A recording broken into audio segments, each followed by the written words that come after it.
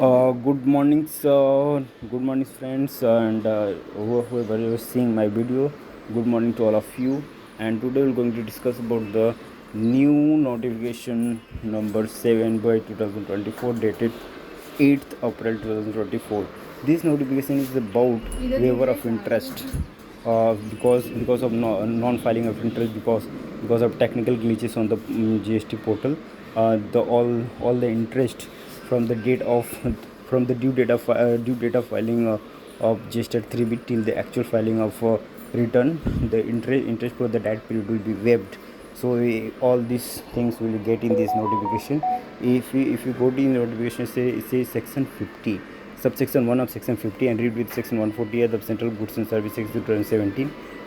Hereinafter referred to as the Act, government on the recommendation of the council hereby notifies the interest per annum to be nil for the class of registered portion mentioned in one table given below, who were required to furnish GST at 3B but failed to furnish the SAT return for the month mentioned against the corresponding entry in column 2 of the SAT table by the due date, the period mentioned against the corresponding entry column table, namely registered person having the following goods and service tax identification who are liable to furnish returns under subsection 1 of section 39 but could not file the return for the month as mentioned in the corresponding column 2 by the due date because of technical glitches on the portal, but has sufficient balance in their cash ledger or credit ledger, or has deposited required amount through challan, then the